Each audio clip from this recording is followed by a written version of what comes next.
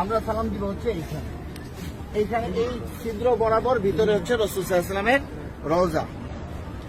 পুরুষরা আসেন, পুরুষরা, মহিলাদেরকে এখানে যাইতে দেওয়া হয় না, তো আপনারা দেখলে বুঝবেন না, একটু আপনারা সাইডে থাকেন।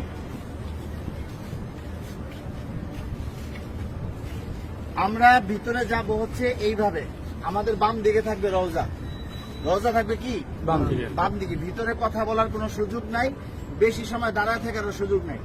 প্রথম দুইটা ছিদ্র থাকবে, যে দুইটা ছিদ্রের ভিতরে কোনো কিছু নাই। কবরের জায়গা ফাঁকা আছে, এখানে হযরত ঈসা আলাইহিস সালাতু ওয়াস সালামকে দাফন করা হবে। ওই পাশে হচ্ছে হযরত ইমাম মাহদিকে দাফন করা হবে। তো এই যে প্রথম দুইটা ছিদ্র ফাঁকা, এখানে অনেকে দেখবেন সালাম দিতেছে, ভিড় লেগে আছে। এখানে সালাম দিব না, আমরা সালাম দিব হচ্ছে এইখানে এইখানে এই ছিদ্র বরাবর ভিতরে হচ্ছে রাসূল সাল্লাল্লাহু আলাইহি ওয়াসাল্লামের রওজা। এই জায়গায় সালাম দিব, দেখবেন যে এরকম যেই ছিদ্রটা, এইটার সাথে কিন্তু কোনোটার মিল নাই, ঠিক আছে? এই বরাবর নবীজিকে সালাম দিতে হবে। রাসূল সাল্লাল্লাহু আলাইহি ওয়াসাল্লাম এখানে জীবন্ত অবস্থায় শুয়ে আছেন, ডান কাত হইয়া, নবীজির মাথা এদিকে, পা হচ্ছে এদিকে, ঠিক আছে? রাসূল শুয়ে আছেন, উম্মতের সালাম গ্রহণ করতেছেন, হ্যাঁ, সরাসরি সালাম গ্রহণ করতেছেন। তারপরে এখানে আবু বকর রাদিয়াল্লাহু আনহুর কবর, এই বরাবর এখানে আবু বকর রাদিয়াল্লাহু আনহুকে সালাম দিতে হবে। কিভাবে সালাম দিব?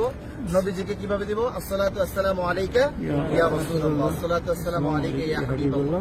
যতটুকু বেশি আমরা পারি বলার চেষ্টা করব। সালাম দেওয়ার সবচেয়ে সুন্দর সময় হচ্ছে রাত্রে 10:30টার পর থেকে নিয়ে রাত্রে 1টা-2টা পর্যন্ত ফাঁকা থাকে, ভিড় থাকে না। আর দিনের বেলা সকাল 7টা থেকে নিয়ে একেবারে জোহর পর্যন্ত কি ফাঁকা থাকে, ফাঁকা। আসরের সময় থেকে নিয়ে এশারের পর পর্যন্ত কি থাকে? ভিড় থাকে। যত বেশি পারেন নবীজিকে সালাম দিবেন।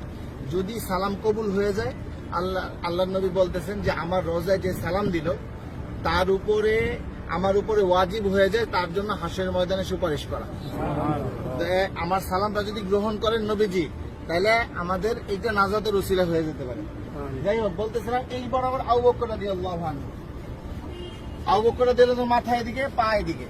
নবীজির মাথা এখানে, রাসূলের পা এই পর্যন্ত আসছে। রাসূলের শরীরের ওই পাশে হচ্ছে কি আবু বকর রাদিয়াল্লাহু আনহু। আবু বকর রাদিয়াল্লাহু আনহু ঘাড় বরাবর হচ্ছে হযরত ওমর রাদিয়াল্লাহু আনহু, উনি আরো ওই পাশে, ঠিক আছে? নবীজি এখান থেকে এইভাবে শোয়া, রাসূলের পরে হচ্ছে আবু বকর রাদিয়াল্লাহু আনহু শোয়া, তারপরে হচ্ছে হযরত ওমর রাদিয়াল্লাহু আনহু। এইখানে হযরত ওমর রাদিয়াল্লাহু আনহুকে সালাম দিতে হবে। তো এইখানে নবীজিকে সালাম দিব আমরা। আর রাসূলকে অনেক মানুষ আমাদেরকে বলছে না সালাম দেওয়ার জন্য, তো আমরা নিয়ত করবো যে আমাদেরকে যত মানুষ সালাম দিতে বলছে তাদের সকলের পক্ষ থেকে সালাম, আসসালাতু আসসালামু আলাইকা ইয়া রাসূলুল্লাহ, ঠিক আছে? তারপর আবু বকর রাদিয়াল্লাহু আনহুকে সালাম দিব, হযরত ওমর রাদিয়াল্লাহু আনহুকে সালাম দিব। তারপরে এখানে কোনো কিছু নাই, ফাঁকা আছে কবরের জায়গা ভিতরে, আমরা এদিক দিয়ে বের হয়ে যাব। এটা হচ্ছে পুরুষদের যে কোনো সময় খোলা আছে সালাম দেওয়া। আর মহিলাদেরকে ঠিক রওজার পিছন দিক দিয়ে দিবে সালাম দেওয়ার জন্য একদিন। কথা বুঝতে পারছেন? একদিন সুযোগ আসবে রিয়াজুল জান্নাহ নামাজ পড়ার জন্য, এবং সালাম দিবেন রওজার পিছন দিক থেকে। আর মহিলারা বাহির দিয়া প্রতিদিনই সালাম দিবেন আপনারা বাহির থেকে, হ্যাঁ? এই পাশে আসেন।